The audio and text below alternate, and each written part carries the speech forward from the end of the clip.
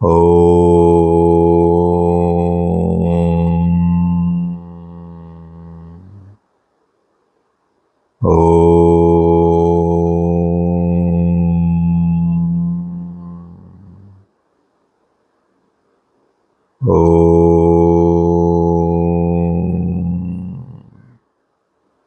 Relax. Gently open your eyes. Fundamentals of yoga में आप अभी थोड़ा आगे बढ़ रहे हैं। इसमें जो आपका सेकंड यूनिट है, इसमें से भी आएगा वेद, उपनिषद, गीता, इनमें योग के बारे में चर्चा की गई है। तो सबसे पहले थोड़ा इसका इंट्रो दे देते हैं कि योग जो विषय है वो बेसिकली, योग का जो विषय है वो जो इंडियन कल्चर है, भारतीय संस्कृति है, भारतीय सभ्यता है, उसका, इसको कह सकते हैं कि इसका मूल है योग, उसका मूल है। योग से ही भारतीय संस्कृति इतनी विकसित हुई है, भारतीय सभ्यता डेवलप हुई है, इसको आधार स्तंभ कह सकते हैं। और प्राचीन काल से लेकर आधुनिक काल तक हमारा सारा जो समय है वो योग से जुड़ा हुआ है। योग का महत्व जो प्राचीन काल में भी था। सर नमस्ते सर, मीनाक्षी। हाँ नमस्ते जी, बोल रही हूँ सर। हाँ जी सर, मैं अभी ना मेट्रो से घर पहुंच रही हूँ। मैं जैसे ही पहुंचती हूँ तब वीडियो ऑन करूंगी, अभी काम में चल रहा है आपकी। हाँ ठीक है ठीक है ठीक है, कोई दिक्कत नहीं, ठीक है।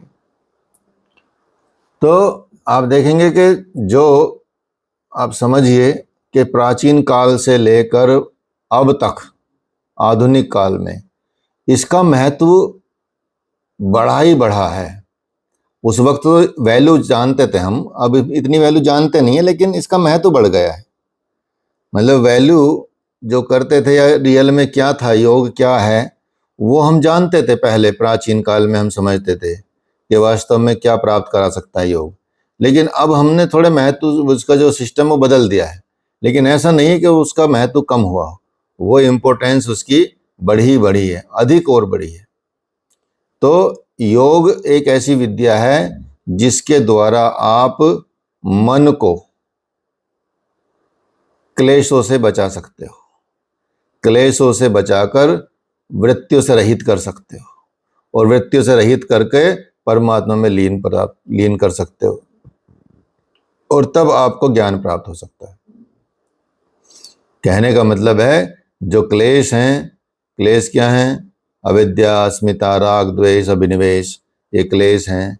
वृत्तियां हमारे चित्त की होती हैं, चित्त वृत्तियों को रोक लेंगे, उनको कंट्रोल कर सकते हैं, परमात्मा में उसको लीन करा सकते हैं, तो हमको परमात्मा का ज्ञान हो जाएगा। और ये योग सामान्य ज्ञान से लेकर उच्च कोटि के साधकों के लिए अलग अलग तरह के मार्ग दिखाता है। केवल एक मार्ग नहीं है, जिसकी जैसी स्थिति है, जिसका जैसा लेवल है। कोई सामान्य लेवल का है साधक, कोई मध्यम लेवल का साधक है, कोई उच्च लेवल का साधक है, कोई सर्वोच्च लेवल का साधक है। उन सब साधकों के लिए अलग अलग मार्ग योग में बताए गए हैं कि कोई भी मार्ग योग में अपनाया जा सकता है।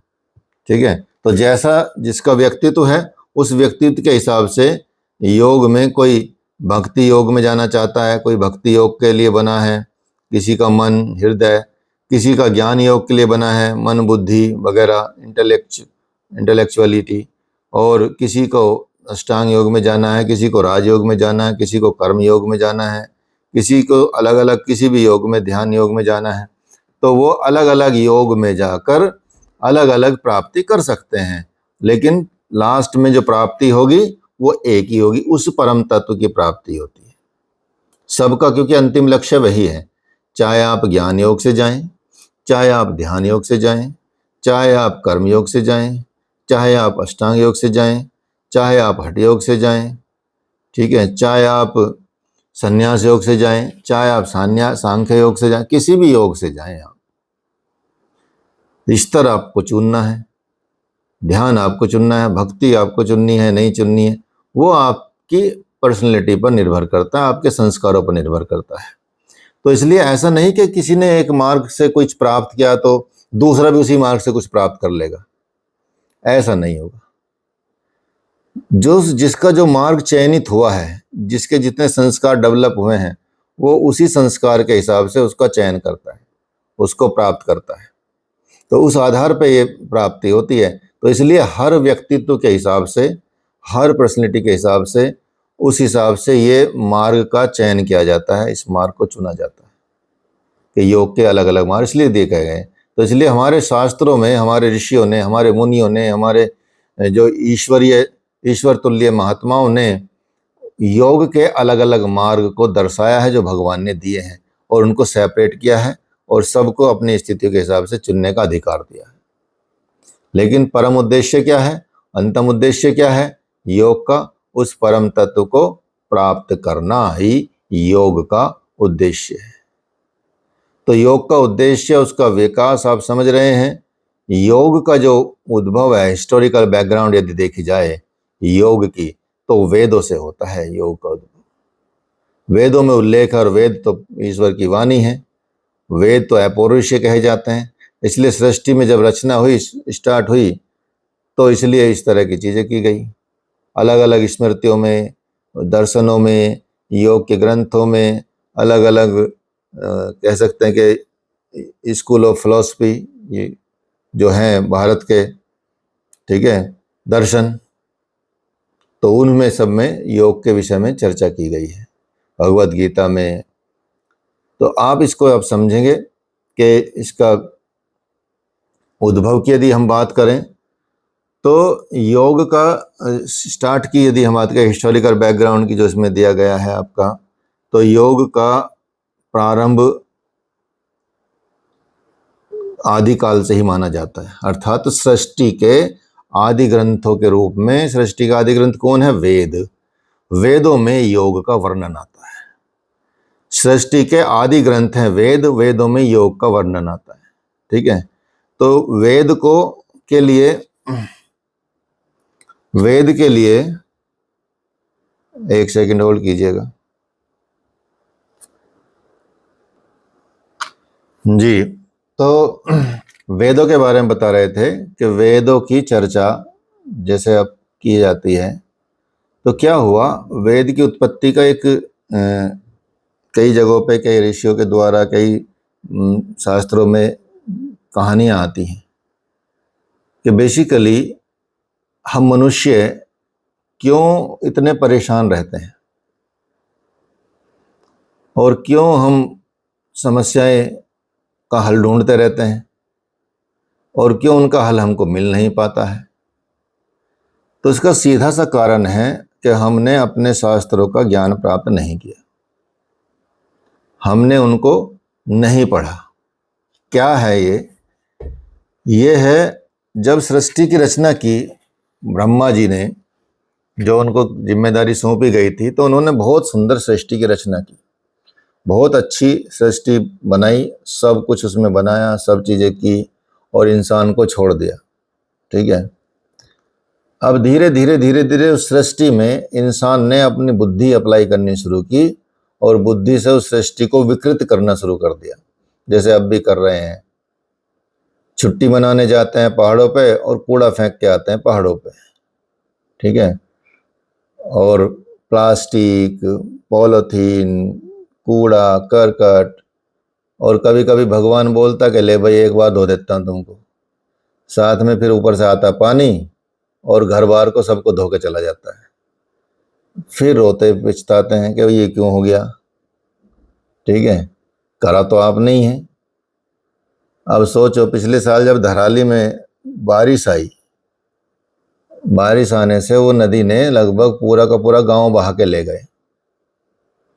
जहां उन्होंने होटल वगैरह बना रखे थे, लोगों ने गांव बना रखा था, ठीक है, तो वो तो जो पहाड़ के लोग होते हैं वो तो ठीक है, चलो उनको पता रहता है कि भाई कैसी स्थिति में कैसा रहना है। लेकिन जैसे बाहर के लोग आते हैं और पहाड़ों में अपना बिजनेस करना शुरू करते हैं, होटल बनाते हैं, रिजॉर्ट बनाते हैं, और होटलों में भी कोई सात्विकता रखते नहीं है, उसमें भी उल्टे सीधे काम करना शुरू कर देते हैं, तो प्रकृति को तो बुरा लगता ही है। ठीक है, तो क्या किया था उन्होंने, नदी का जो रास्ता था, ऐसे नदी का के रास्ते को साइड में ऐसे मोड़ के और यहाँ पे घर बना लिया, मकान बना लिए, उसको राइट ऐसे मुड़ा दिया, भराव कर करके उसको साइड में कर दिया। और वो इतना बड़ा झरना तो था नहीं, इतनी बड़ी नदी तो थी नहीं कि वो कुछ बहा के ले जाए। अब वो जब नदी तो जब आती है तो जैसे वो तो मतलब कई वर्षों से वैसे ही चल रहा था, कोई दिक्कत ही नहीं थी। अब ऊपर से नदी आई और अपने रास्ते पे चलने लगी, जो उसका रास्ता था पहला, और रास्ता था वहां जहाँ वो घर बने हुए थे। तो बीच में यदि घर बना लोगे अपने लाभ के लिए, सब चीजें खत्म कर दोगे तो क्या होगा? ऐसे ही होगा। तो इसलिए मनुष्य ने ऐसे ऐसे कांड करने शुरू किए है जी। अभी हाल ही तो असम में सर यही चीज हुआ है ना। हाँ, असम में पूरा भी बाढ़, मतलब एकदम वो तो प्राकृतिक प्रकोप है। हाँ, हाँ, प्रकोप आते ही रहते हैं वो। आधा घंटा के अंदर पूरा पानी आया, पूरा गांव, 4 गांव खत्म। हाँ बिल्कुल खत्म हो गए होंगे, बिल्कुल। कारण वहां तो नदी भी बहुत बड़ी है ना, मतलब ब्रह्मपुत्र नदी है। नहीं, वो नदी सर रिकॉर्ड है कि वो नदी बढ़ता ही नहीं है। दिखोई जो बोलता है, हाँ। वो नदी आज तक बाढ़ ही नहीं आया है वहां पर। अचानक सा बाढ़ आ गया। हाँ, अचानक चाइना ने छोड़ दिया होगा ना पानी। चाइना के हाथ में ना वो तो वो यूज करता है, यूज करके बरसात में उसके बाद उसके हाथ में नहीं रहता, वो झेल नहीं पाता उतना पानी, फिर भारत की तरफ बहा देता, लो वही तुम चले जाओ। ठीक है, वो भी है, सब चीजें हैं। तो वेदों का मतलब ये हुआ कि ब्रह्मा ने देखा यार ये तो बड़ी उत्पात मचा दिया इन्होंने, मनुष्यों ने। ये तो उठपटांग काम करने लगे, क्या करें भाई, कि ऐसी सृष्टि तो मैं चाहता नहीं था कि ऐसी सृष्टि बने। तो उन्होंने विचार किया कि ऐसा है, इसको तो दोबारा बनाना पड़ेगा। लेकिन दोबारा ऐसे नहीं बनाएंगे, कुछ इनको ऐसा देंगे, मैनुअल देंगे इनको, जीवन कैसे जिया जाए। तो अब इसको नष्ट करें। तो नष्ट करने के लिए विष्णु जी के पास जाएगा, उनके भैया देखो मैं आपकी हेल्प तो कर सकता हूँ, लेकिन भगवान शिव की प्रार्थना करनी पड़ेगी, ये नष्ट कर देंगे। ठीक है, मैं बाकी किसी भी रूप में आपकी हेल्प करने के लिए तैयार हूँ। तो कि मैं मत्स्य अवतार में सप्तऋषियों को बोलो कि अपना एक एक बीज बचा ले, जो सृष्टि आपने बनाई है सबका एक एक बीज बचा के एक बड़ी नाव बना के उसमें रख ले सबका एक एक बीज, और वो आएगा, मतलब प्रलय आएगी, और तो मैं मछली के रूप में आ जाऊंगा और मेरी नाक पे या पंख पे वो फंसा लेंगे फंदा।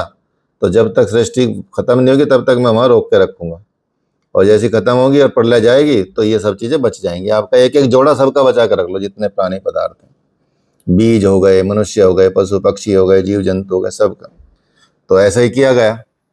तो ऐसा किया गया, तो पहले जो सृष्टि बनाई थी वो ऐसी बनाई थी जैसे आपको अच्छा सा कोई बढ़िया सा आपका नया गैजेट मिले, आपको कोई और इससे भी अच्छा मिले, जो जिसकी कीमत लाखों रुपये हो, और उसके साथ मैनुअल ना आए, उसके साथ मैनुअल कोई समझाने वाला ना, और मैनुअल ना हो, ना तो कोई समझाने वाला। आजकल तो ट्रेनिंग वॉशिंग मशीन भी लाते हैं तो आता है डेमो देने के लिए, टीवी भी लाते हैं तो डेमो देने के लिए आता है, उसके साथ एक मैनुअल भी आती है किताब। ठीक है, तो हम तो इतने छोटे छोटे इंस्ट्रूमेंट को जो हम खरीद भी सकते हैं, उसको खत्म होने पे ला भी सकते हैं, बेच भी सकते हैं, उसके लिए तो हम मैनुअल पढ़ते हैं कि भाई कैसे इसको प्रयोग करना, कैसे यूज करना, क्या इसमें गलती करनी क्या नहीं करनी है, पानी में नहीं भुगाना, बाहर नहीं रखना, अंदर नहीं रखना, सारी चीज़ें सब मैनुअल चीज़ें करते हैं। हर चीज़ का, छोटी सी छोटी चीज़ का भी मैनुअल आता है। सोचो इतनी सी चीज़ भी लाओगे उसका भी मैनुअल है। मनुष्य को इतना बड़ी सृष्टि का, ब्रह्मांड की इतनी बड़ी सृष्टि का रचना की है, और बिना मैनुअल के तो कैसे कर सकते थे। तो इसलिए दोबारा से मैनुअल के साथ रचना की, और वो मैनुअल क्या थे? वेद आए। वेदों में बताया गया कि भैया जीवन को ऐसे जीना है, अपनी तरफ से अपना दिमाग लगाना नहीं है कुछ ज़्यादा, क्योंकि सब जो पराकाष्ठा वाला दिमाग है वो डाल दिया इसमें, कि आप इंसानों से हजारों गुना करोड़ों गुना सोच जितना भी रख सकते थे वो सब इसमें डाल दी गई है, और हजारों साल तक, सृष्टियों तक यही चलता रहेगा। कोई चिंता करने की बात नहीं है, आपको कुछ करना ही नहीं है, बस आपको उस अनुसार जीना है, बस प्रयोग यही करना है। मैनुअल में लिखा रहता है कि भैया ऐसा इस पावर में लगाना प्लग, इसमें नहीं लगाना, गीले हाथों से लगाना, गीले हाथों से नहीं लगाना, यहाँ रखना नहीं रखना, ठीक है, इतना चार्ज करना, इतना डिस्चार्ज करना, ये सब चीजें सब मैल वाले, कैसे प्रयोग करना है, तो वो सब क्या है, प्रयोग है। वे हैं वेद। वेद है मैनुअल ऑफ ह्यूमन लाइफ, आपके मनुष्य जीवन के लाइफ के वो मैनुअल हैं। वो सिखाते हैं आपको कि मनुष्य जीवन में रहते हुए आपको किस तरह के कर्तव्य कर्म करने हैं, कैसे कर्म करने हैं, कैसे कर्म करके आप धन प्राप्त कर सकते हो, कैसे कर्म करके आप जीवन प्राप्त कर सकते हो, कैसे कर्म करके आप परमात्मा को प्राप्त कर सकते हो, कैसे कर्म करके आप मुक्ति पा सकते हो।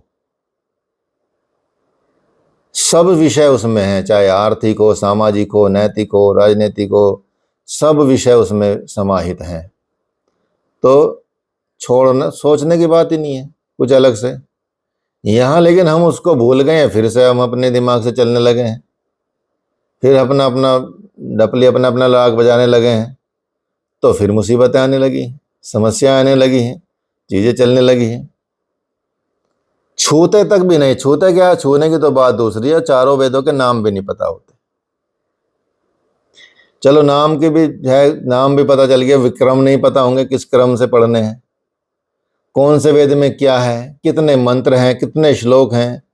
हम अपनी सनातन परंपरा में जीते हुए भी उस चीज को नहीं पहचान पाते, जबकि सबका उल्लेख उसमें है, योग का उल्लेख उसमें है, अध्यात्म का उल्लेख उसमें है, पूजा पाठ का, कर्म कांड का, ज्ञान कांड का, उपासना कांड का, सबका उल्लेख उसी में है वेदों में। सब चीज उसमें है, आर्थिक क्षेत्र उसमें है, सब चीज उसमें। तो हम उसको पढ़ ही नहीं पाते, कर ही नहीं पाते। सोचिए, तो क्या है, ये जीवन के मैनुअल को समझने के लिए वेदों की रचना की गई, और वेद इस तरह की चीजें हैं। बाकी सब वेदों से निकला है, उपनिषद आए हैं, वेदों को समझाने के लिए उपनिषद आए हैं। एकांत में जिन्होंने इनकी रचना की है उनको अरण्यक, जंगल में जाके किया तो उनको आरण्यक बोल दिया गया है। ब्रह्म सूत्र ब्राह्मणों को ब्राह्मण ग्रंथ बोल दिया गया है। उनके अलग अलग उपवेद हैं। आयुर्वेद वहीं से आया है, ठीक है, योग वहीं से आया है, हर तरह की चीजें वहीं से आया है। यहाँ तक कि जब सारे सिद्धांत जीवन जीने के, सब की उत्पत्ति वहीं से है। आप सोचिए, तो इस तरह से चीजें शुरू हुई। तो ये है वेद का, योग का जो उल्लेख है, इसलिए वेदों में आता है सबसे पहले। यंजते मन उत रियंजते ध्योम विप्रा विप्रस्थ व्रतो विप्रशितः। कहने का तात्पर्य है कि मनुष्य जीवन को परमेश्वर की उपासना नित्य करनी उचित है। मनुष्य जीवन को या जीव को, मनुष्य को परमेश्वर की उपासना प्रतिदिन नित्य कंटिन्यूअस करनी उचित है। वो मनुष्य अपने मन को सब विद्याओं से युक्त करके, अपने मन को सब विद्याओं से, सोचिए, हर एक विद्या को ग्रहण करना है। आप देखेंगे जब गुरुकुल होते थे तो उसमें क्या क्या विषय होते थे। मैं एक बार थोड़ा रिसर्च कर रहा था गुरुकुलों पे, तो गुरुकुल में सब्जेक्ट मैंने जो लिखे कि गुरुकुल के सब्जेक्ट कौन कौन से होते हैं, तो ऐसे सब्जेक्ट जो थे वो गुरुकुल के मैंने लिखे थे, कम से कम 40-50 विषय होते थे उसमें। अभी मुझे मिल गया तो बता सकता हूँ, नहीं तो मैंने लिखा हुआ है, वैसे तो नोट्स में लिखा हुआ है।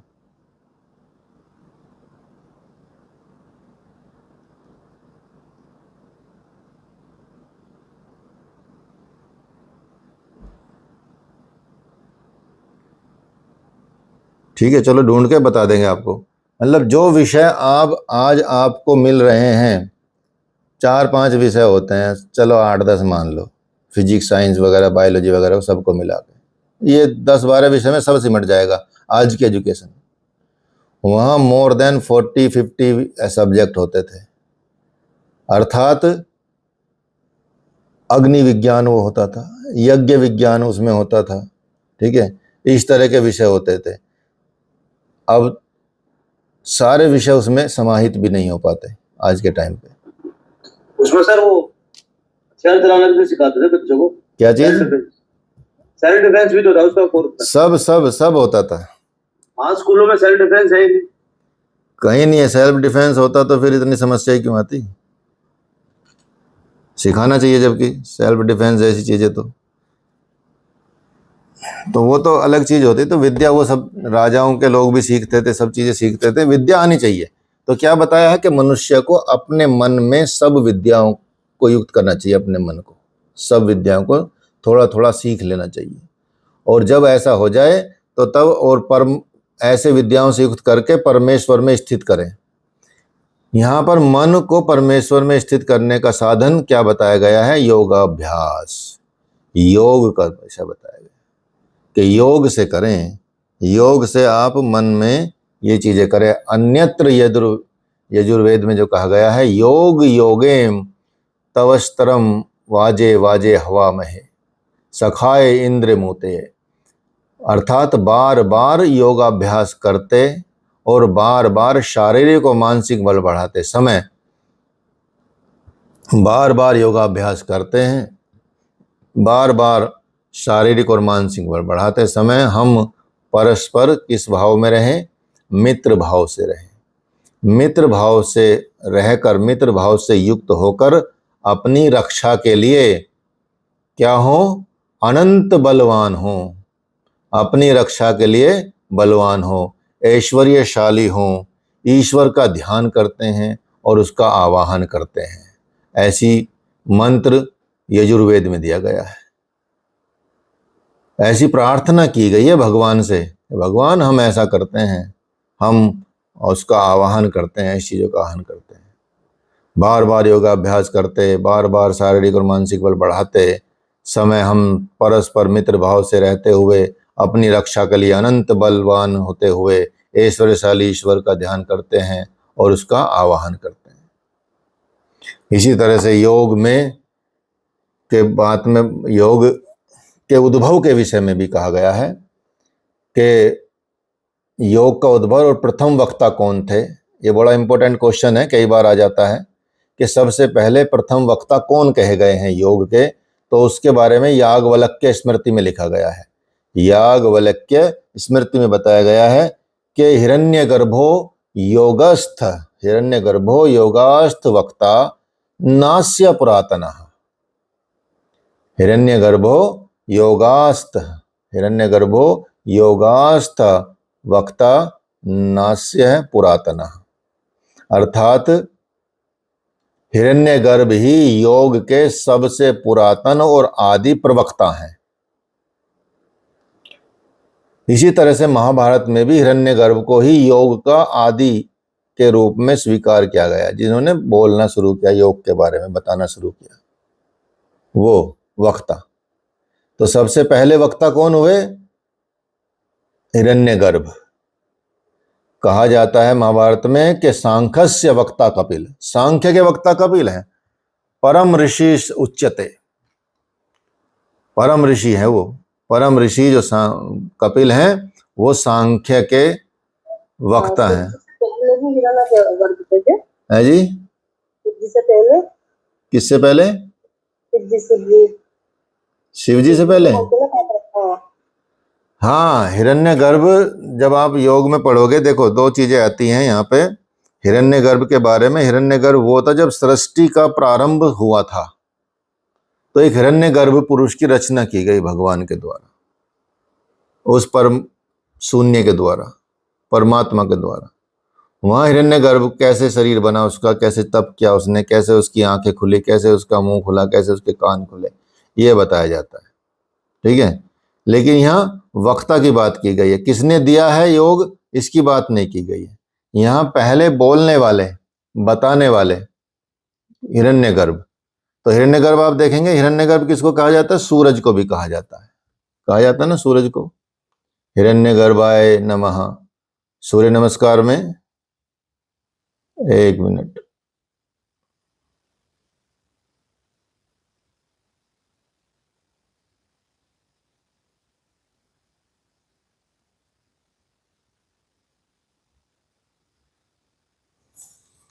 हाँ इंटरनेट थोड़ा चला गया था।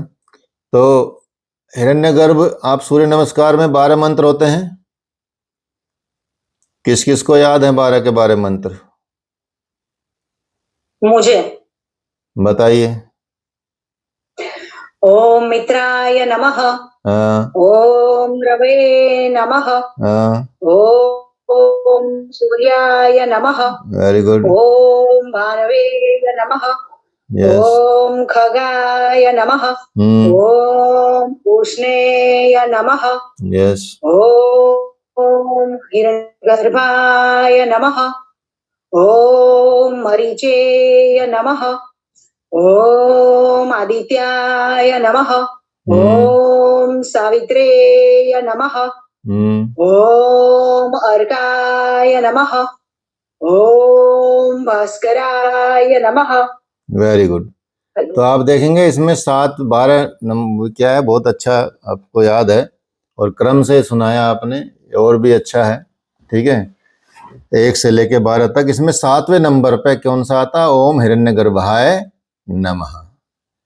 तो ये सूर्य का ही एक नाम है, एक तरह से कहते हैं। अलग अलग रूप में है, अलग अलग रूप में आते हैं भगवान, सूर्य भगवान के। आप इस रूप में, मैं भी हूँ इस रूप में भी हूँ, इस रूप में भी हूँ, इस रूप में भी हूँ।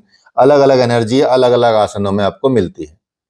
ठीक है, अलग अलग आसनों का अलग अलग भेद है। तो यहाँ आप देखेंगे हिरण्यगर्भाय। अब चले जाते हैं भगवत गीता में। भगवत गीता में भगवान कहते हैं कि ये योग इमं विवस्तो योगम, ये योग मैंने विवस्वान पुत्र मतलब सूर्य को दिया।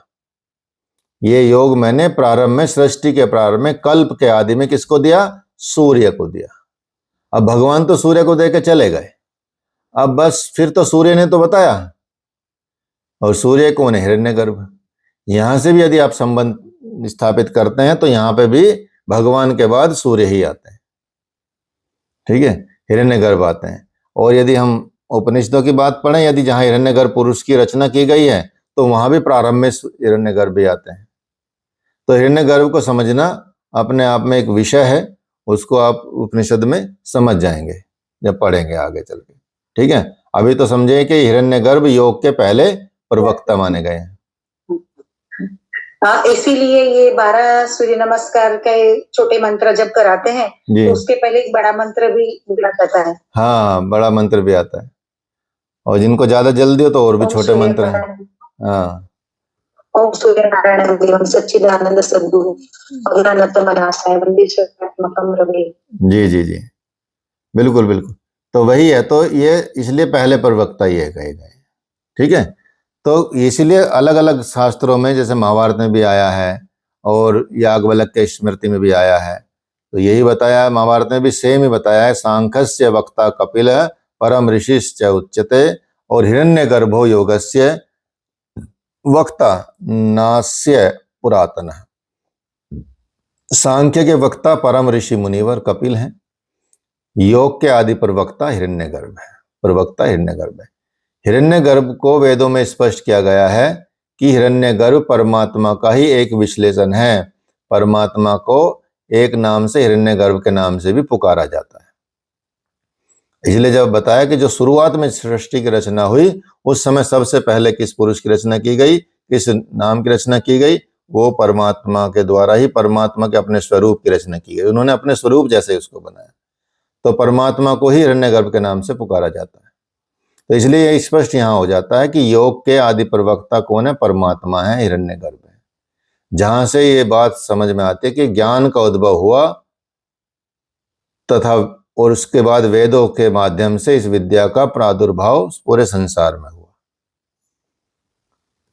तो यहां से आप इसको समझ सकते हैं कि जो ज्ञान आया परमात्मा से आया, और परमात्मा के द्वारा फिर ये वेदों के माध्यम से इसका बाकी आगे प्रचार प्रसार हुआ। अब यहाँ पे इसके बाद योग के जो ग्रंथ है, हठ योग प्रदीपिका एक ग्रंथ है, स्वामी स्वात्माराम जी ने उसको लिखा है। ठीक है, हठ योगी थे वो, और स्वात्माराम जी जो थे गोरखनाथ परंपरा से थे, और मत्स्येंद्र नाथ की मतलब उसमें लाइनेज में आते थे, लास्ट में आते आते। तो योग के उस ग्रंथ में बताया गया है कि आदिनाथ शिव को योग के प्रवर्तक के रूप में, वहां प्रवक्ता है या प्रवर्तक है, मतलब बनाने वाला, देने वाला, क्रिएट करने वाला।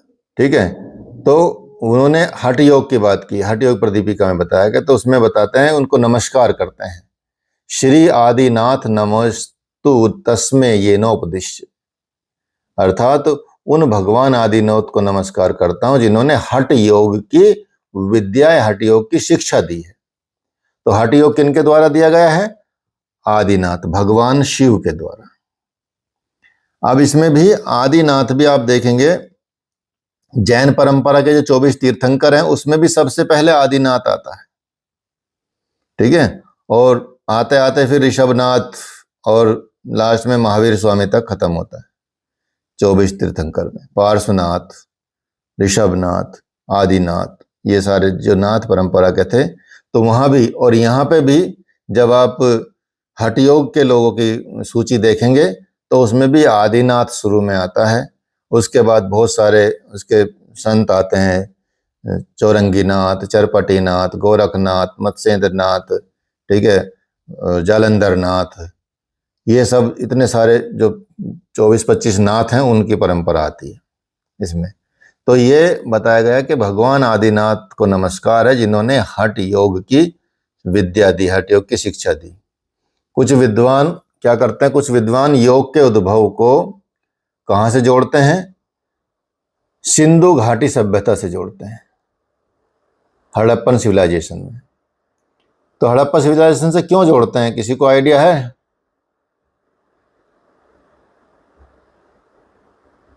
सर उसके जो शिलालेख मिले हैं और जो मूर्तियां वगैरह मिली है उसमें जो जो आकृति जो उसमें उभरी हुई है, हाँ, उसमें योग मुद्रा में कई सारे लोग बैठे हुए हैं। हाँ, उसमें ऋषभ भी है सर, उसमें बैल की जो आकृति है वो कई जगह योग की मुद्रा में भी दिखाई गई। बैल की आकृति नहीं, ऐसी मूर्तियां भी जहाँ भगवान शिव और पार्वती की भी है कुछ। पशुपतिनाथ की मूर्ति उसमें है। पशुपतिनाथ की मूर्ति है और उस मूर्ति में वो एक आसन में बैठे हैं, उस आसन को भद्रासन कहते हैं, भद्रासन में मिला है, ठीक है। और एक योगी की मुद्रा मिली, योगी की मूर्ति मिली है, योगी की, जिसको योगी कहा गया है, ठीक है, जिसका चेहरा आज के मोदी जी से मिलता है एकदम एग्जैक्ट। आप निकाल लो गूगल में निकालोगे उनका चेहरा और मोदी जी का चेहरा बिल्कुल सेम है, फोटोकॉपी है, ठीक है। वो ऐसी दाढ़ी रखते थे वो भी। तो योगी की जो पहले ये पिक वायरल हुई थी फेसबुक पे। हाँ वही होगी, हाँ वही होगी बिल्कुल, क्योंकि वो ऐसी है एकदम है, ऐसी है, मतलब उसी लेवल पे है। तो योगी की मुद्रा में, वो योगी की मुद्रा, उनकी आंखें आज मुंदी हैं, जैसे ध्यान मुद्रा में बैठे हैं उस तरह के, तो इसलिए जोड़ते हैं। तो है ही, क्योंकि भारत की प्राचीन परंपरा से लेकर योग तो हर जगह है और हर जगह के पूरे ब्रह्मांड में आपको मिलेगा, पूरे विश्व में मिलेगा। जगह जगह अलग अलग जगहों पे भी आपको भगवान शिव की मूर्तियां मिल जाएंगी। अफ्रीका में भी चले जाओगे वहाँ भी भगवान शिव की मूर्ति मिलेंगी, अफ्रीका गुफाओं में, साउथ अमेरिका की गुफाओं में मिलेंगी भगवान शिव की मूर्तियां, शिवलिंग मिलेंगे वहाँ पे रखे हुए। कहीं भी आप जाओगे वहाँ भगवान शिव मिलेंगे ही मिलेंगे आपको, ठीक है। और ये शास्त्रों में उल्लेख भी है, रामायण तक में उल्लेख है दक्षिण अमेरिका के पर्वतों का, ठीक है। तो इस तरह से इसको आप जानेंगे कि कहीं भी आप अछूता नहीं है। तो हड़प्पा सभ्यता कैसे अछूती हो सकती है? ये तो जबकि अभी की है, 2500 साल पहले की बात, मतलब सॉरी 4500 साल पहले की बात है, लगभग 4500-4000 साल पहले। तो इस सभ्यता के अवशेषों जो चित्र मिले हैं, आसनों के चित्र मिले हैं, ध्यान के चित्र मिले हैं, तो ये योग के उद्गम को इस सभ्यता के साथ भी माना जाता है कि सभ्यता में भी योग को लोग करते थे। तो यहाँ अब इसके डेवलपमेंट की यदि हम बात करें, विकास क्रम की बात करें, तो योग विद्या का उद्देश्य जो है हिरण्यगर्भ के द्वारा दिया गया है, वेदों में उनका जो वर्णन है, इसके बाद योग विद्या का प्रचार प्रसार संसार में हुआ और अभी भी इसका विकास चलता जा रहा है। इसका क्रमिक विकास अभी रुका नहीं है और रुकेगा भी नहीं, धीरे धीरे चीज़ें बदल जाएंगी, लेकिन मूल रूप में रखना उसको बहुत आवश्यक है। जो मूल रूप का योग है, विद्या है, और मूल रूप का इसका जो तात्पर्य है या उद्देश्य है, उसको समझना बड़ा आवश्यक है। तो वेदों में भी योग का एक विकास क्रम बताया गया है। वेद संसार के आदि ग्रंथ माने जाते हैं, सृष्टि के आरंभ में लिखे गए। अग्नि, वायु, आदित्य, अंगिरा, ऐसे ऋषियों ने परमात्मा से प्रेरणा प्राप्त की और प्रेरणा प्राप्त करके ध्यान में वो गए, ध्यान में जाके उन्होंने इन ऋचाओं को उतारा और फिर उनको लिपिबद्ध किया। इस तरह से वेदों की रचना हुई। आज भी बड़े बड़े ऋषि संत जो अपने ग्रंथ लिखते हैं, जो बड़े बड़े भाष्य लिखते हैं, वो भी ऊपर से ही उतरते हैं। दिमाग से इतनी चीजें नहीं लिख सकता कोई, दिमाग से इतनी बड़ी भी चीजें नहीं लिख सकता कोई। हजारों वर्ष लग जाएंगे चीजें लिखने और फिर भी ढंग का नहीं लिख पाएंगे। तो कहाँ से आता है? Spiritual knowledge. जहाँ भंडार है ज्ञान का, जहाँ से ज्ञान का प्रारंभ होता है, वहां से ज्ञान उतरता है। और वहां ज्ञान का मतलब अंत नहीं है जी, अंतःस्फुरण। हाँ, वहीं से स्फुरना होती है, वहीं से आता है सब चीज। ठीक है, तो ये है, तो वहां से प्रेरणा प्राप्त होती है। उन प्रेरणा को प्राप्त करके आप भी कर सकते हैं।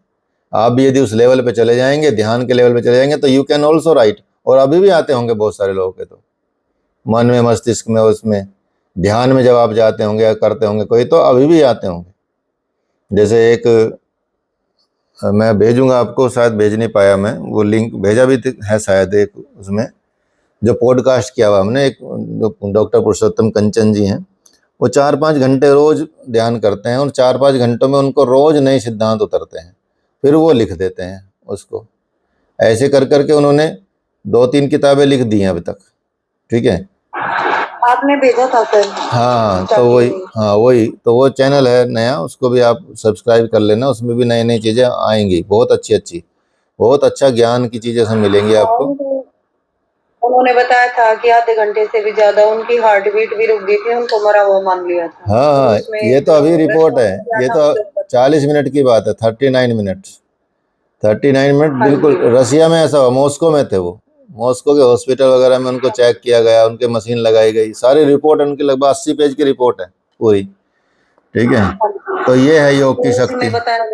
हाँ, तो वो हैं बड़े योगाचार्य। वो मतलब गल्फ में उन्होंने पहला योग इंस्टीट्यूट खोला था उस टाइम पे, 88 के आसपास, 1989 के आसपास उन्होंने गल्फ एरिया में पहला योग का इंस्टीट्यूट उन्हीं का था। उनको इतना अनुभव है योग का, मतलब अल्टीमेट अनुभव है। उनके सारे पॉडकास्ट मैंने मतलब किए हैं वहाँ पे दुबई में जाके। और दुबई में वो दोबारा से, क्योंकि अब तो इंडस्ट्रियलिस्ट हो गए थे, बाद में बिजनेसमैन बन गए, तब तो बिजनेस है उनका बड़ा वहाँ पे, ड्राई फ्रूट्स का और मसालों वगैरह का बिजनेस करते हैं वो वहाँ पे, 2-3 फैक्ट्रियाँ उनकी वहाँ पे। तो लेकिन अब वो दोबारा से योग की चीज़ें शुरू करना चाहते थे, तो इसलिए उन्होंने मुझे बुलाया था कि आप आ जाओ यहाँ, फिर दोबारा से इसको शुरू करेंगे। तो वो इस विचार में, तो वो कुंडलिनी और उस पर थोड़ा कोर्स लाएंगे। कुंडली को रियल सेंस में क्या होती है, रियल सेंस में कैसे उसको जागृत किया जा सकता है, क्या क्या सावधानियां और किस उससे पहले क्या क्या प्रक्रियाओं से गुजरना पड़ता है, वो सारा। क्योंकि उनकी कुंडलिनी जागृत है, रियल में जागृत है, मतलब तो जिसकी जागृत हुई है उसी को वो ही बता सकता है। सिर्फ कोर्स करके कोई कुंडलिनी जागृत नहीं कर सकता, जीवन में नहीं कर सकता। ठीक है सर, ऐसे ही आजकल ध्यान के बारे में भी बोलने लगे हैं, जैसे कुंडलिनी जागृत के कि हम ध्यान लगवा देते हैं ध्यान, और वो ऐसे लगता नहीं है सर, वो तो खुद से ही लगेगा। नहीं, यहाँ पे भी हमने उनको डिफाइन किया है, वहाँ पे हमने चर्चा की है एक चीज़ पे कि ध्यान और meditation. When you write dhyan and से Google to convert into English what the English meaning of dhyan, it will come meditation, यही आता है। मेडिटेशन लिखोगे तो हिंदी में ध्यान आ जाएगा, आएगा नहीं आएगा बताओ?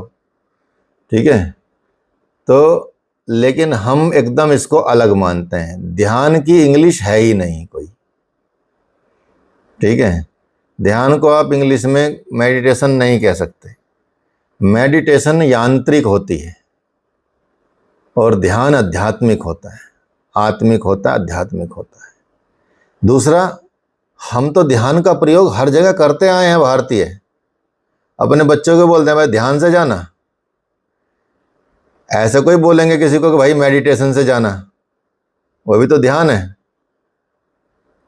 या तेरा ध्यान किधर है, तो ऐसे क्यों बोलेंगे तेरी मेडिटेशन किधर है भाई, ये तो बोल नहीं सकते। ठीक है, तो इस तरह के ध्यान के शब्दों में ध्यान से चलना, ध्यान से जाना, ध्यान रखना, ध्यान में जाना, इस तरह की चीज़ें जो चीज़ें होती हैं, तो यहाँ ध्यान शब्द अलग है, मेडिटेशन शब्द अलग है। यदि शिव शब्दों का भी फिजिकल लेवल पे भी आप देखा जाए तो लेकिन जब आप इंस्ट्रूमेंटल कराते हैं, गाइडेड कराते हैं, या किसी को डायरेक्शन दे के कराते हैं कि बोलते रहते हैं 24 घंटे, मतलब जब तक ध्यान में बंदा है तब तक बोलते रहोगे और वो सोचता रहेगा, this is called meditation, this is not sir ध्यान को कई बार ध्यान को सर कई बार चेतावनी के रूप में भी यूज करते हैं।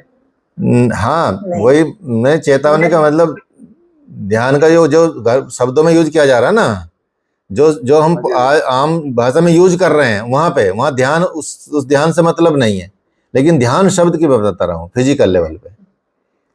कॉन्शियसली कोई एक पॉइंट के ऊपर फोकस करना, हाँ, आप डाइवर्ट ना हो, इसीलिए हर बार हम ध्यान शब्द नॉर्मल रूटीन वर्ड में भी आता है, ध्यान से जाना, मतलब ध्यान से जाना वो चेतावनी नहीं हुई, लेकिन अगर मैं चल कहीं जा रही हूँ और मैं ऐसे फांपे मार के जा रही, बीच में रास्ता है, में पत्थर आएगा तो मैं गिर जाऊंगी। तो ध्यान से जाना यानी कॉन्शियसली मुझे फोकस करना है कि मुझे ये पथ पे जाना है, तो एक पर्टिकुलर पॉइंट के ऊपर फोकस करते हुए जाना तो आपको है, लेकिन आपको चेताया जा रहा है, आपको अवेयर किया जा रहा है उस चीज से कि आप अवेयर रहें कि ऐसे जाना है, ठीक है, कंसंट्रेटेडली जाना है और जागृत अवस्था में जाना है, तो आपको एक तरह से चेताया जा रहा है, उस तरह से वो कहने का उनका तात्पर्य ये है, ठीक है। तो लेकिन क्या है, ध्यान क्या चीज है? ध्यान स्पेशली बेसिकली ध्यान वो अवस्था नहीं है जो आप मेडिटेशन की अवस्था को बोलते हैं, और सब मेडिटेशन ही तो करा रहे हैं, meditation teacher training course, meditation, ध्यान टीचर ट्रेनिंग कोर्स नहीं है कहीं भी, या ध्यान कोर्स नहीं है, और ध्यान का कोई कोर्स जल्दी से करा भी नहीं सकता, ठीक है।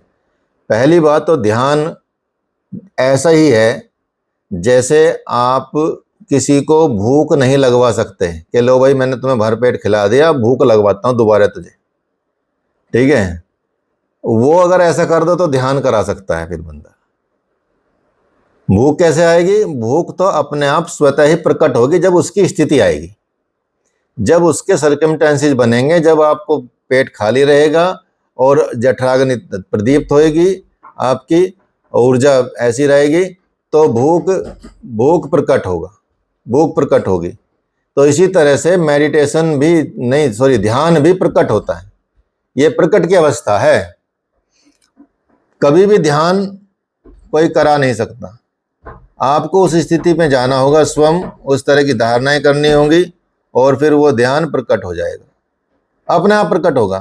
कंसंट्रेशन बनेगी, वो लंबी हो जाएगी तो ध्यान प्रकट हो जाएगा, ध्यान लंबा हो जाएगा तो समाधि प्रकट हो जाएगी, आपको पता भी नहीं चलेगा किस लेवल पे आप पहुंच गए, ठीक है। वो है ध्यान। तो यहाँ ध्यान की अवस्था वो होती है, इसलिए उसको समझना जरूरी है।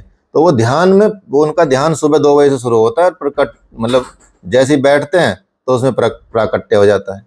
फिर वो सिद्धांतों को लिखते हैं, रोज लिखते हैं वो चीज़ों को, और गुरुदेव से चर्चा करते हैं। जो हमारे गुरुदेव हैं वो भी सेम उनके गुरुदेव, दोनों के गुरुदेव हमको बाद में मिले, उनको बहुत पहले मिल गए थे, ठीक है, उनको लगभग 1998 में मिल गए थे, ठीक है। तो इस तरह की चीजें रही। 1 सेकंड होल्ड कीजिएगा। चलिए, तो इस तरह से आप उनके चीज़ों को देखेंगे तो आपको समझ आएंगी चीज़ें, बहुत सारी चीज़ें मिलेंगी आपको। तो यहाँ इसी तरह से आप देखेंगे कि ये जो वेद हैं, इसी तरह से उनकी रचना हुई है ऋषि परंपरा के तहत। इसलिए इसी वजह से वेदों को परमात्मा की वाणी की संज्ञा दी गई है, अपौरुषीय कहा गया है। और वेदों में अलग अलग जगहों पे अलग अलग वर्णन किया गया है। योगे योगे तवस्तरम वाजे वाजे हवा में, जो पहले बताया भी, सखा इंद्र भूति है। तो अर्थात यहाँ पर हम योग में और हर तरह से हर स्थिति में परमेश्वर्यवान इंद्र का आवाहन करते हैं। यिरिञ्जानः प्रथम मनस्तत्वाय सविता विद्यम अग्निर्ज्योतिर्निश्चाय अध्याभरत। अर्थात बताया जाता है, यजुर्वेद में कहा गया है कि योग को करने वाले मनुष्य ब्रह्म ज्ञान के लिए जब अपने मन को परमेश्वर में युक्त करते हैं, तब परमेश्वर उनकी वृद्धि को अपनी कृपा से अपने में युक्त कर लेते हैं और फिर वे परमात्मा के प्रकाश को धारण करते हैं। अर्थात योग के द्वारा जब आप परमात्मा की तरफ चलते हैं तो स्वयं परमात्मा भी आपकी उस चीज की वृद्धि करते हैं और आपको उस लायक बना देते हैं, उस काबिल बना देते हैं कि आप उस परमात्मा के प्रकाश को धारण कर सकें। उस तरह से आप बताते हैं। इसी तरह से अथर्ववेद में जो शरीर में चक्र हैं उन पे भी विषय मतलब बताया गया है। अथर्ववेद में भी अष्ट चक्र नव द्वारा देवताम पूर्व योध्या तस्याम हिरण्यभय कोश स्वर्गो ज्योतिषा व्रत। कहते हैं कि 8 चक्रों और 9 द्वारों से युक्त यह शरीर एक अपराजय देव नगरी है। अपराजय देवनगरी है। इसमें हिरण्यभय कोश है जो ज्योति और आनंद से परिपूर्ण है। तो चक्रों का बात की गई है अथर्ववेद में, ठीक है। 9 द्वारों को तो बोला ही जाता है, 9 द्वारों का। और जो संत ऋषि होते हैं, बड़े ब्रह्म ऋषि होते हैं, वो 10 द्वार बोलते हैं, क्योंकि उनका जो ब्रह्म द्वार है वो खुला रहता है, ठीक है। ये सहस्त्रार चक्र उनका ओपन रहता है, तो वहां से वो रिसीव करते हैं। हम तो 9 द्वार वाले हैं, साधारण प्राणी जो होगी, ठीक है, लेकिन वो 10 द्वारे वाले हो जाते हैं। उस लेवल पे योग के द्वारा पहुंचा जा सकता है। तो इसी तरह से चक्रों की बात की गई है। तो वैसे तो जैसे अभी और भी हर जगह पे आपके चक्र हैं, जो उंगलियों में भी आपके चक्र हैं, इन पॉइंट में चक्र हैं। तो चक्र, बहुत सारे चक्र हैं आपके शरीर में, लेकिन मुख्य अलग अलग जगह, कहीं 7 बताएं, कहीं 8 बताएं, कहीं 11 बताएं, कहीं 13 बताएं। प्राणिक हीलिंग में जैसे जाएंगे तो आपको 108 चक्र बताएंगे, उसमें 108 में से आपको 13 और 11 कुछ मुख्य बताएंगे। अलग अलग स्प्लिन चक्र अलग से हो जाता है, मैगमेन चक्र अलग से हो जाता है, हार्ट चक्र 2 हो जाते हैं, फ्रंट में, बैक में, ऐसे करके अलग अलग चक्रों की संख्या उसमें बढ़ा दी जाती है। तो चक्र तो हैं ही, बहुत सारे चक्र हैं। तो उनमें से यहाँ 8 चक्रों का यहाँ बताया गया है। उपनिषद में भी योग के बारे में बताया गया है। उपनिषदों में भी, उपनिषद का जब आप कहते हैं, उपनिषद किसे कहते हैं? गुरु के समीप बैठ के ज्ञान प्राप्त करना, उसको उपनिषद कहा जाता है। जो ज्ञान वहां से आता है, अर्थात गुरु के समीप बैठ के जो ज्ञान प्राप्त किया, उस ज्ञान को उपनिषद के रूप में लिखा जाता है। ब्रह्म अर्थात परमात्मा के समीप या गुरु के समीप निश्चित ज्ञान जब आता है, अर्थात परमात्मा के समीप बैठकर जो निश्चित ज्ञान की प्राप्ति होती है, उसे ही उपनिषद कहते हैं, उसे ही उपनिषद कहा जाता है। तो उपनिषद क्या है? उस उपनिषद पर वेदों की जो विचारधारा है, उसका ज्ञान, उसका पूर्ण रूप से प्रभाव दिखता है वेदों का उपनिषदों पर। अर्थात ये कह सकते हैं कि उपनिषदों को समझाने के लिए, वेदों को समझाने के लिए उपनिषदों को ज्ञान दिया गया।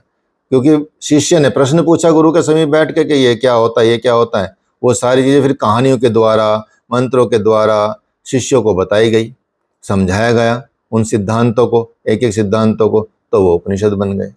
तो उपनिषद को वैदिक ज्ञान कांड की संज्ञा दी जाती है और इन्हें वेदांत भी इन्हीं को कहा जाता है।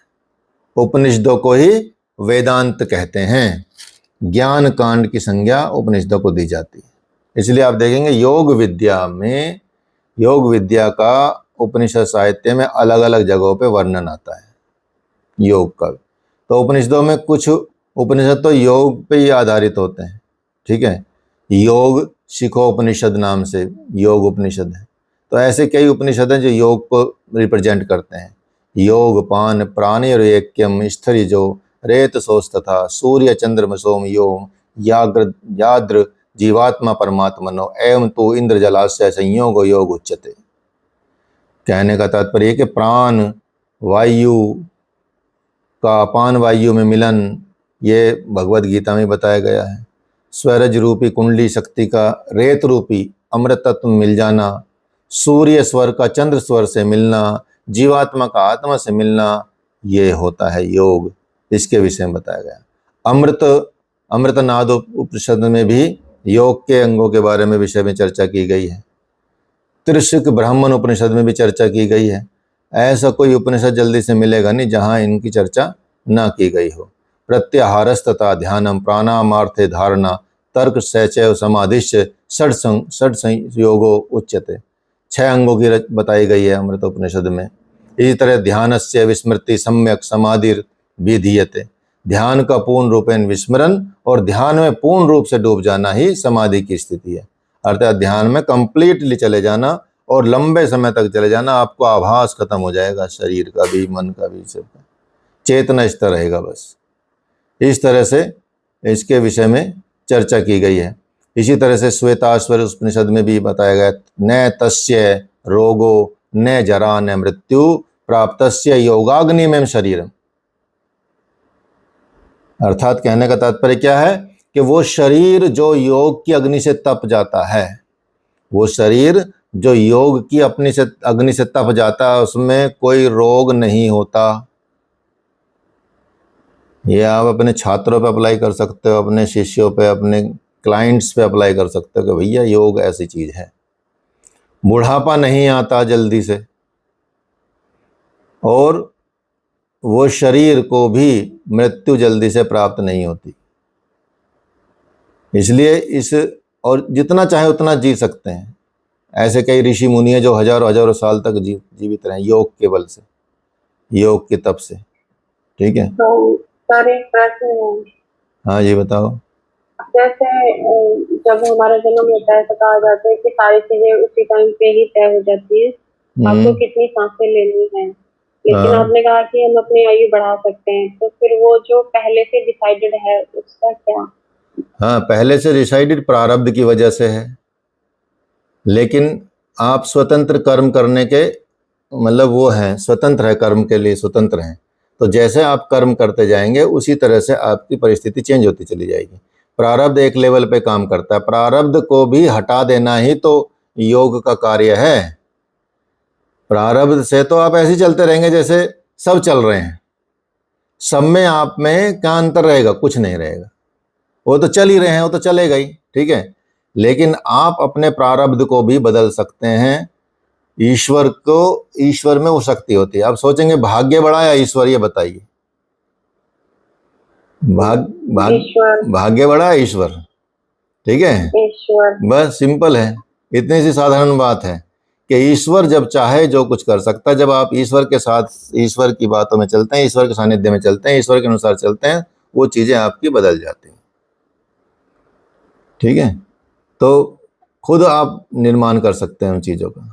तो जो लिखा जाता है वो तो प्रारब्ध है कि भाई हाँ, पिछले जन्म में जो आपने किया उसका मिलेगा, वो तो मिलना ही है। लेकिन उसको भी काट सकते हैं आप, उसकी भी काट है, ठीक है। तो ये इस तरह से इसलिए बताया जाता है। क्लियर है?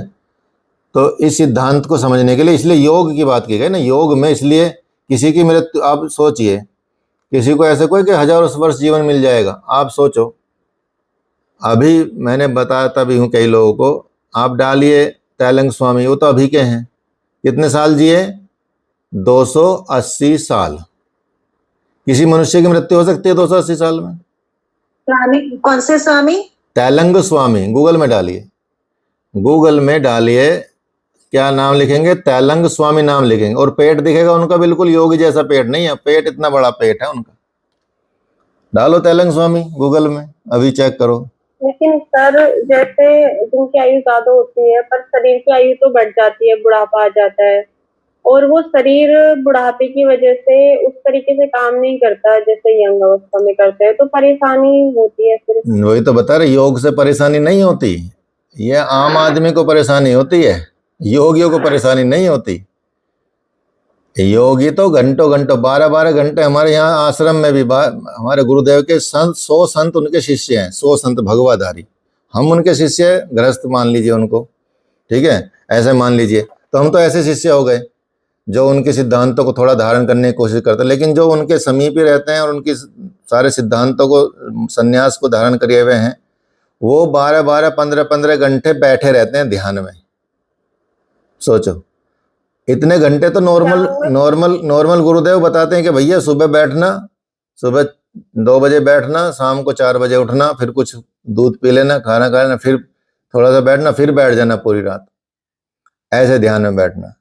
शरीर से तो हटा देते हैं, फिर चला गया इंटरनेट।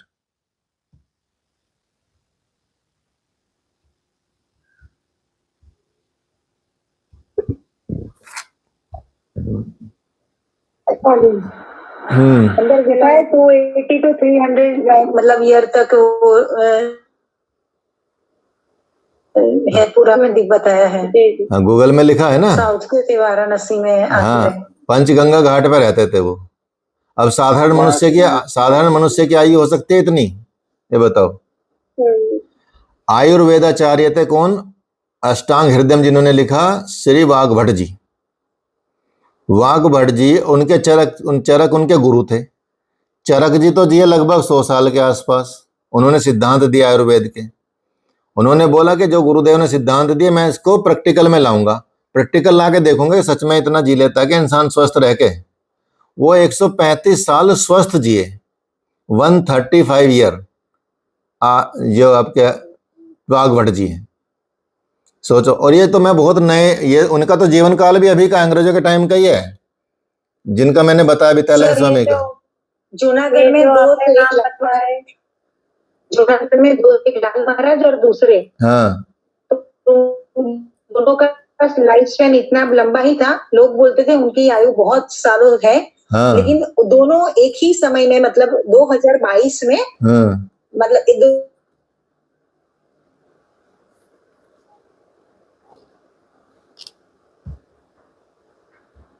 वेट करो अभी।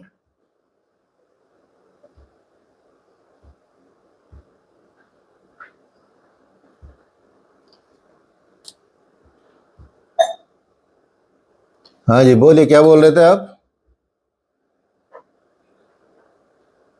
क्या बोल रहे थे?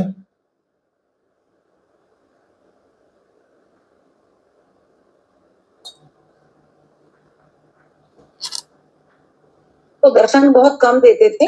हाँ, उनका भी लाइफ स्पैन बहुत सालों तक था। हाँ, हाँ, और ही कार्यकाल के थे, और हाँ। 2022 में उन्होंने दुनिया छोड़ी। अच्छा, अलग हाँ, अलग समय पे। बिल्कुल। तो ये योग की शक्ति है। आयुर्वेद में भी इतनी शक्ति नहीं मानता मैं। आयुर्वेद में तो खाने पीने की दवाई की बात चलती है, योग में दवाई की बात ही नहीं है। योग में देयर इज नो मेडिसिन। पर ये जितने भी आपने नाम गिनवाए हैं वो सारे मेल एरिया में है, फीमेल का तो कोई नाम ही नहीं आया अभी तक। फीमेल का अभी तो आप पढ़ाई कहाँ आप लोगों ने? फीमेल भी बहुत हैं, मेल फीमेल से मतलब नहीं है। मनुष्य शरीर को आप ही डिसाइड करते हैं, मेल फीमेल। एनर्जी में वही है, एक ही शक्ति है, ठीक है।